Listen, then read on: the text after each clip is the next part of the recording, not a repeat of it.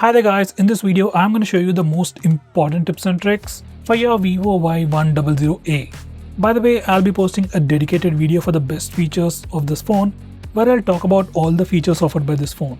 So definitely check out that video as well, link will be in the description. With that said, I'll first start off with the navigation gestures. Now once you enable the navigation gestures, you can swipe from the bottom of the screen to go home. You can swipe and hold for recent apps. And you can swipe from the left side or the right side of the screen to go back a step. To trigger Google Assistant, you can swipe diagonally from the bottom left corner or the bottom right corner. Just swipe it and Google Assistant will trigger. Besides all these gestures, you can also quickly switch between applications by swiping left or right on the bottom bar, just like on iOS. Next we have split screen mode. Now split screen mode allows you to use two applications at the same time, and there are multiple ways to open or start split screen mode. First we can do it from the recent apps page. Just go to the recent apps page and click on the app icon and select open split screen mode. Then the current application will open up in the top window. Then you can select the secondary application from the list below, or you can go to the home screen and then select the secondary application. Another way to start split screen mode is from the notification toggles. Just go to the notification toggles and click on split screen and you'll enter the split screen mode. The third way is using a gesture. On this phone we have a 3-finger gesture to quickly open the split screen mode. On any compatible application, you just need to swipe up using 3 fingers and you'll open the split screen mode. Very few phones out there offer this particular feature and it works really well. By the way, by default all the apps do not support split screen mode. So if you want to fix that, this is what you need to do. First, you need to enable developer options. For that, go to settings, about phone, and click on build number 7 times. Once you do that, developer options will be enabled. Now you need to go to developer settings, go to the bottom of the screen, and enable force activities to be resizable, and then restart your phone. And once you do that, you will be able to use almost all the applications in the split screen mode. Next, we are going to talk about small window. Now this feature allows you to open applications in a smaller window. You can do that directly from the recent apps page. Go to the recent apps, click on the app icon and click on open in a small window. Once you do that, that particular application will open up in a floating window. You can move it around, you can resize it, you can minimize it into a pop-up bubble. When you click on the bubble, it opens up in a mini window. Next, we also have the option to maximize the app to full screen or close it. By the way, we can only use one application in mini window and we can't use it along with split screen mode. Next, I'm going to show you different ways to take screenshots on your phone. First way is using the buttons. You can just press the volume down and power button both at the same time to take a screenshot. Next, we also have the 3-finger screenshot gesture on this phone. It's enabled by default. If it doesn't work, you can just enable it. Now this is how it works. Once you enable this feature, just swipe down using 3 fingers and you'll be able to take a screenshot. It's very simple and it's very handy. Next, I'm going to show you how to take long screenshots. To take a longer screenshot, first you need to take a regular screenshot. You can either use the buttons or the gesture. Now once you take a screenshot, you get a preview and from here, click on long screenshot button. And then your phone will automatically take a longer screenshot. Now besides all this, we also have a feature called as Capture on this phone, which offers tons of features related to taking screenshots. You can access it from the notification toggles.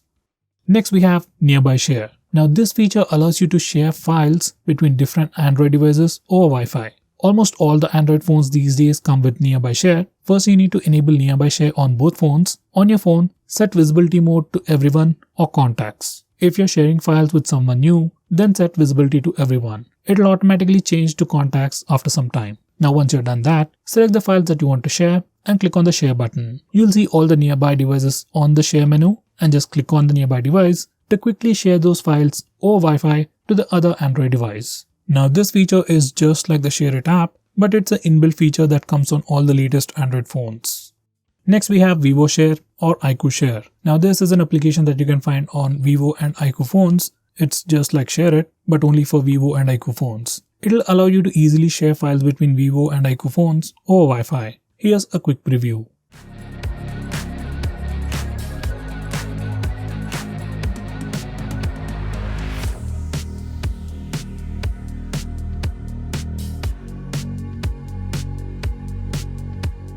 Next we have notification history. Now once you enable this particular feature, all the notifications that you get will be recorded in the notification history place. So even if you accidentally dismiss a notification from your notification bar, you can still find them in the notification history panel. I would definitely recommend you to use this feature.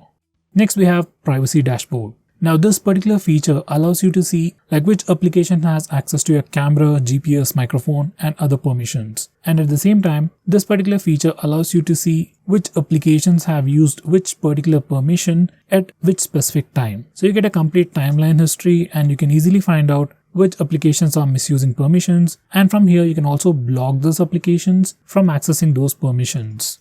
Next we have a very important security feature called app pinning. Now this is very important if you're someone who often lends your phone to some other stranger or even your friends. Now once you enable this toggle, you will be able to pin applications from the recent apps page. Once you pin an application, you can't go to the home screen, open camera app or open the gallery application. So it improves the security a lot. To unpin an application or to close the app, from the navigation gestures, you can just swipe up from the button twice and it takes you to the lock screen, and once you enter the password, that application will be unpinned. If you're using navigation buttons, you can press and hold back button and recent apps button and it will take you to the lock screen. Once again, you can unlock the phone to unpin the application.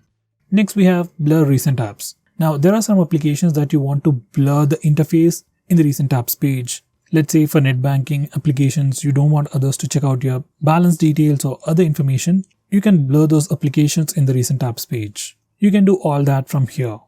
Next we have background power consumption management. Now on this phone, apps get killed automatically most of the time. For some reason, if you don't want some specific applications to be killed automatically, then you can do that from here. Just go to settings, select the individual application and select do not restrict background power usage. Once you do that, this application will not be killed automatically in the background or whenever you lock your phone. Next we have a quick shortcut to rotate photos. Normally on other phones, if you want to rotate a photo, you have to select the photo, go to edit and then rotate. But on this phone, on the default albums application, you can just select the photo, open it up and then put 2 fingers on the screen and rotate them manually, clockwise or anti-clockwise to rotate that image. It's a really useful shortcut and I wish others implement this feature as well. Next we have some brand new photo editing options on this phone.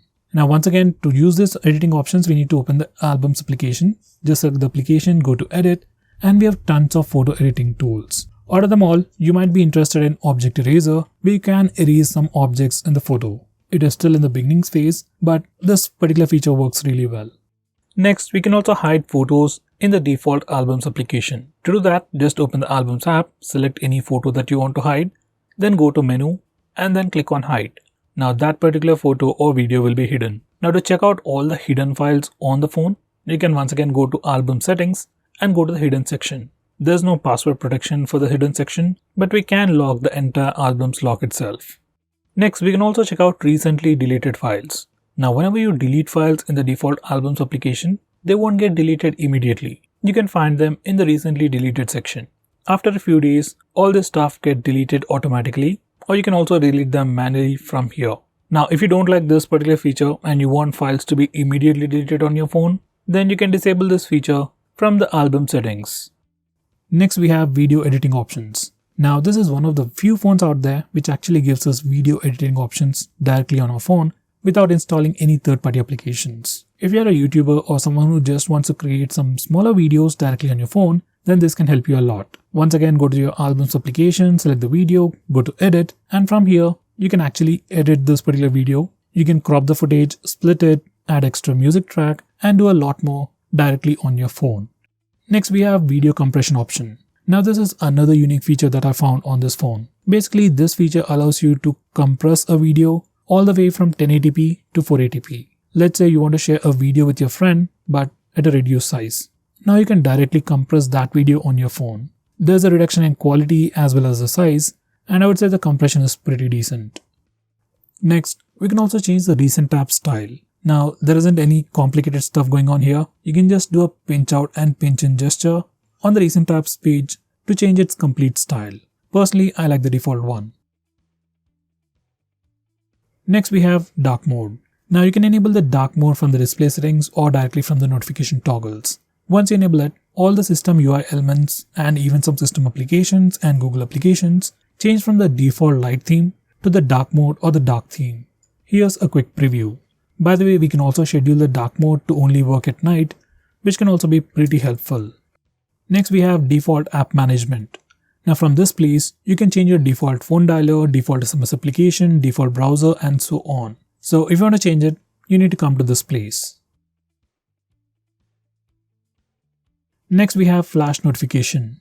Now once you enable this feature, every time you get a call or notification, your flashlight blinks and gives you a notification.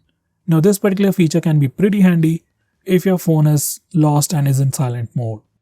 Next, we can also display the battery percentage directly on the status bar. If you want to do that, just enable this toggle. Next, we can also display the network usage on the status bar, like how much you're downloading and how much you're uploading. You can check out all that information on the status bar just by enabling this toggle. Next, I'm going to show you how to disable the lock screen carousel or the lock screen poster.